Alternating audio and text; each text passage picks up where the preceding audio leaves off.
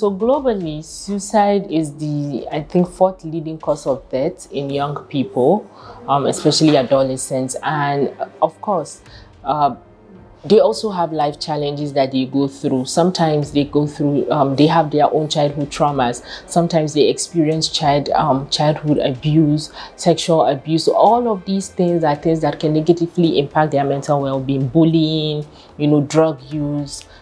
So we have to make their mental well-being a priority by setting systems that provide them with safe spaces. So if our schools should all have counselors, mental health service providers that they can trust to speak with when they need help, that's a step. Taking proactive steps to improve mental health and well-being is crucial for individuals to lead healthier and happier lives. The World Health Organization provides valuable guidance on achieving this goal. To this end, 10th October is celebrated annually as World Mental Health Day. The overall objective is to raise awareness of mental health issues around the world and to mobilize efforts in support of mental health. This year's theme is Mental Health is a Universal Human Right. It calls for World Health Organization member states and partners to accelerate efforts in mental health in a human rights-based approach. The focus of human rights has historically been on needs such as food, shelter, and healthcare. However, this subject emphasizes the necessity of assuring that everyone, regardless of age, socio-economic class, or background, should have access to high-quality mental health care and support.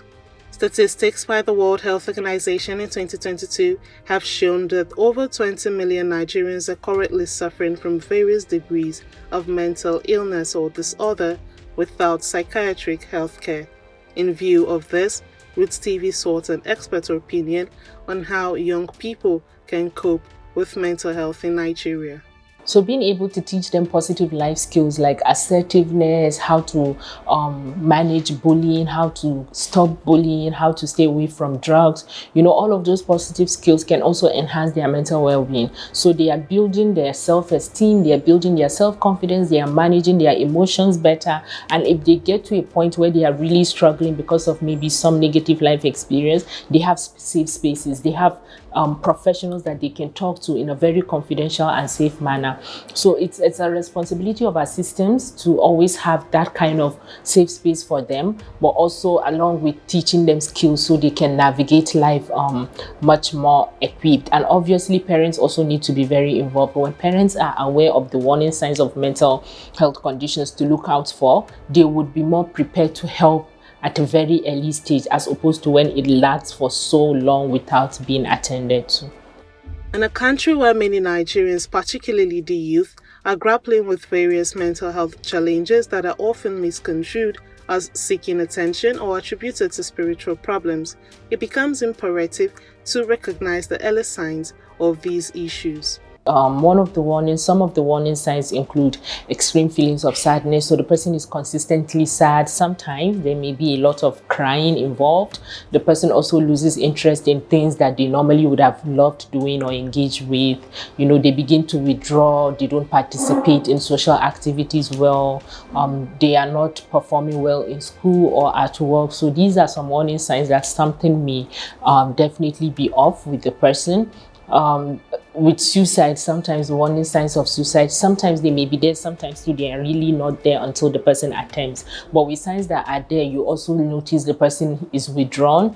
You notice the person is probably giving away their prized possessions, so maybe like dashing away their things, talking about drafting a will or something like that, talking about death a lot. They begin to get preoccupied with the thoughts of death, so they are always verbalizing things involved related to death. Sometimes they engage in risky behavior. So for example, someone crossing the road without checking if cars are coming, they begin to do things that could harm them or put them at risk of harm. So those are some warning signs. And sometimes you hear the person verbalizing things like they are really done, they are tired, they don't know how to move forward, they don't want to exist anymore. In some cases, sometimes you don't get that, but yeah, these are some warning signs that we can be looking out for.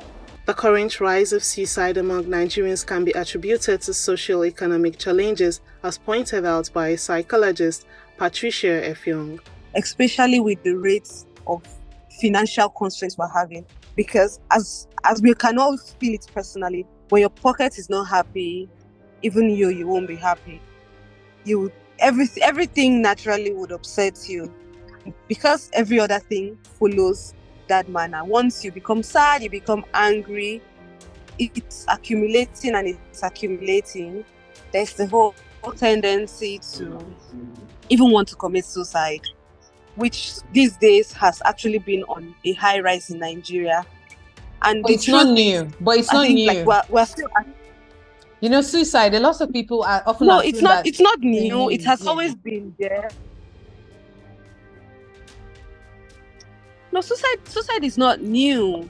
It's not new. It's something that has always been going on, but it's not really obvious. It wasn't really obvious back then, because sometimes family members would not want to come out to the public to say, "Oh, my uncle committed suicide." They Yeah, would because just it say he was seen died. as a taboo. So those days you really didn't know. Yeah, those days you really didn't know. But these days, with the whole social media, people would want to commit suicide and upload it even before they commit the suicide. I remember one time in Uyo, when I was actually working in Uyo, this lady actually uploaded. And I think that was when the whole social media actually started getting mental health exposure. And the crowd of people that went to her aid, it was really exciting for me, because it was like these were youths coming out to help somebody. People were there in front of her house for the whole, as she just dropped the message, the way people located her house, went to her house, found her, helped her, and she even got better because someone paid for therapy for her. In addition, Patricia noted that peer pressure among the new generation of young people has also contributed to mental health issues. They're all on their feet and everybody's trying to achieve so fast. And it's like, if you're not achieving, you're lacking behind. So the easiest route is just to drink up something. See, my mates are doing this and I am not achieving these things. They just want to jump ship, die. But suicide or mental health actually has always been. Improving mental health is a crucial endeavor, and the World Health Organization offers several valuable steps to achieve this goal. It's also important that you know your triggers. You know what is triggering whatever state of mental well-being you are at, or whatever mental condition is going on with you. Know your triggers and know how to avoid them. If it's very severe, speak to a professional. If you check online, you can find a lot of resources. You can find a therapist, you can find a psychiatrist. You know, although we have very limited psychiatric hospitals in Nigeria, but now with the way the world is going, you can have access to these services from the comfort of your room through your mobile phone.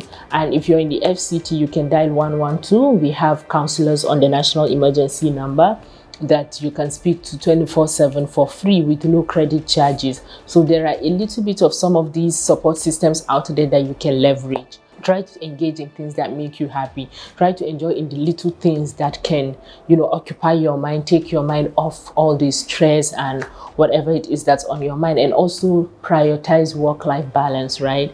Do not push yourself so much that you're working, you're getting stressed, you're getting burnt out, that you're not prioritizing self-care, you're not prioritizing things like sleeping well, eating well, exercising, and all of those little things that you enjoy doing.